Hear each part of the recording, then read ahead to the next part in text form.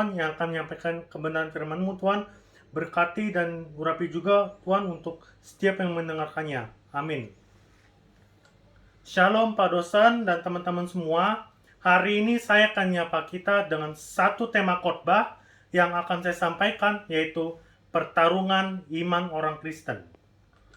Sebagai dasar khotbah, saya ambil dari nats Alkitab dari Efesus pasal 10 ayat 18 yang mengatakan, akhirnya hendaklah kamu kuat di dalam Tuhan, di dalam kekuatan kuasanya, kenakanlah seluruh perlengkapan senjata Allah, supaya kamu dapat bertahan melawan tipu muslihat iblis. Karena perjuangan kita bukanlah melawan darah dan daging, tetapi melawan pemerintah-pemerintah, melawan penguasa-penguasa, melawan penghulu-penghulu dunia yang gelap ini, dan juga melawan roh-roh jahat di udara. Sebab itu, ambillah seluruh perlengkapan senjata Allah, supaya kamu dapat mengadakan perlawanan pada hari yang jahat itu, dan tetap berdiri sesudah kamu menyelesaikan segala sesuatu. Jadi, berdirilah tegap, berikat pinggangkan kebenaran, dan berbazirakan keadilan. Kakimu berkasutkan kerelaan untuk memberitakan Injil damai sejahtera.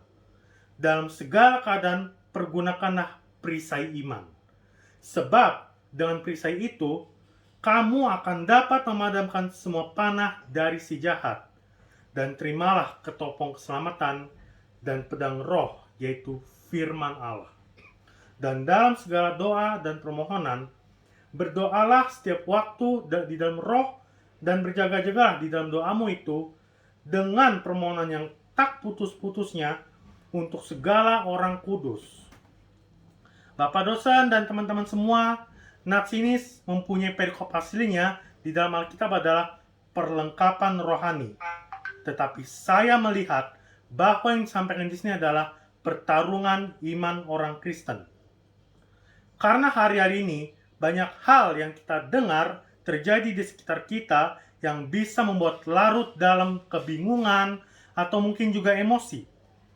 Misalnya, penolakan pembangunan di gereja di berbagai tempat, berita lainnya mengenai konflik dan jemaat dan pendeta yang terjadi di beberapa gereja, dan juga di berita-berita lainnya di luar urusan gereja.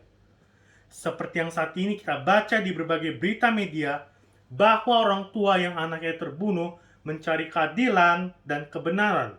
Saya merespon berbagai ini dan tema khotbah pertarungan iman orang Kristen.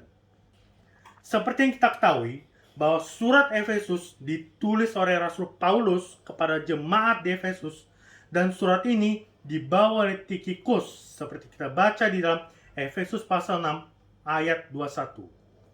Surat Efesus ini ditulis oleh Rasul Paulus ketika banyak gereja telah didirikan, dan kita ketahui juga bahwa hanya di Efesuslah di dalam perjanjian baru di mana kata jemaat berarti gereja yang universal dan bukan suatu kelompok yang lokal.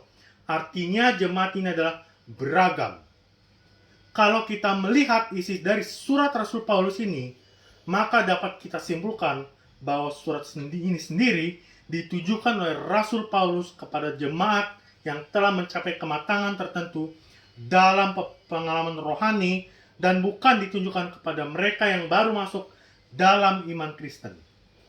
Artinya bahwa jemaat yang menerima surat ini sudah matang dalam pelayanan. Mungkin saja mereka adalah hamba-hamba Tuhan atau para diaken yang sudah memahami isi Alkitab, tetapi masih bergumul dengan berbagai konflik di dalam jemaat. Bapak dosen dan teman-teman semua, mari kita membaca ayat 10-13. Di sini kita lihat bahwa Rasul Paulus meminta agar orang percaya kuat di dalam Tuhan, di mana Rasul Paulus mencoba menyadarkan jemaat bahwa kita bukanlah melawan darah dan daging, tetapi melawan roh-roh jahat di udara. Ini menjelaskan bahwa seharusnya di antara jemaat jangan saling berkonflik, jangan saling berbenturan, karena sebenarnya yang menjadi musuh jemaat adalah roh-roh jahat atau iblis yang bisa menyamar menjadi bagian dari plan Tuhan. Hal ini bisa saja kita temukan seperti tertulis dalam Matius pasal 7 ayat 15 dikatakan, "Waspadalah terhadap nabi-nabi palsu yang datang kepadamu dengan menyamar seperti domba, tetapi sesungguhnya mereka adalah serigala yang buas." Pada masa sekarang, masih banyak kita temui perselisihan dan beda pendapat di antara para pelayan di gereja-gereja, maka surat Rasul Paulus ini hingga saat ini masih relevan. Untuk menghadapi ini, jemaat atau para pelayan Tuhan diminta untuk melakukan perlawanan dengan mengambil seluruh perlengkapan senjata Allah. Apa yang menjadi senjata kita untuk melawan pemerintah-pemerintah, melawan penguasa-penguasa, melawan penghulu-penghulu di dunia gelap ini, atau melawan roh-roh jahat di udara? Mari kita lihat ayat 14-17. Rasul Paulus menguraikan bermacam-macam perlengkapan yang telah disediakan untuk orang-orang percaya dalam menghadapinya, yaitu meminta setiap orang Kristen agar berdiri tegap dengan kebenaran, keadilan, kerelaan untuk memberitakan Injil dalam segala keadaan, mempergunakan perisai iman untuk memadamkan api dari si jahat, serta pedang roh, yaitu firman Allah. Perlengkapan senjata Allah yang harus dimiliki oleh orang Kristen menghadapi roh-roh jahat di udara adalah dengan berkata benar. Hal ini bisa kita baca dalam Matius pasal 5 ayat 37. Jika ya, hendaklah kamu katakan ya. Jika tidak, hendaklah kamu katakan tidak. Apa yang lebih daripada itu berasal dari si jahat. Kemudian menegakkan keadilan dalam kasih kepada sesama tanpa memandang status, karena yang tidak menegakkan keadilan akan dikutuk seperti tertulis dalam Ulangan pasal 27 ayat 19. Terkutuklah orang yang perkosa hak orang asing, anak yatim dan janda, dan seluruh bangsa itu haruslah berkata amin. Sedangkan pedang roh yang kita gunakan untuk adalah firman Allah, yang bisa kita gunakan untuk mengusir iblis yang selalu mengganggu kehidupan di dalam jemaat. Tuhan Yesus telah memberikan contoh hal seperti ini seperti tertulis dalam Matius pasal 4 ayat 10. Maka berkatalah Yesus kepadanya, "Enyahlah iblis, sebab ada tertulis, engkau harus menyembah Tuhan Allahmu, dan hanya Dia kepada sajalah engkau berbakti." Bapak dosen dan teman-teman semua, Rasul Paulus melengkapi surat ini pada ayat 18. Dikatakan, "Berdoalah setiap waktu dan berjaga-jagalah di dalam doamu itu dengan permohonan yang tak putus-putusnya untuk segala orang kudus." Di sini Rasul Paulus menyampaikan mengenai kehidupan doa orang Kristen yang harusnya dengan tekun, dan doa kita harus juga meliputi orang lain. Yang artinya kita harus mendoakan hamba-hamba Tuhan, mendoakan pemerintah, mendoakan saudara-saudara kita, dan juga mendoakan orang lain yang membutuhkan doa dari kita.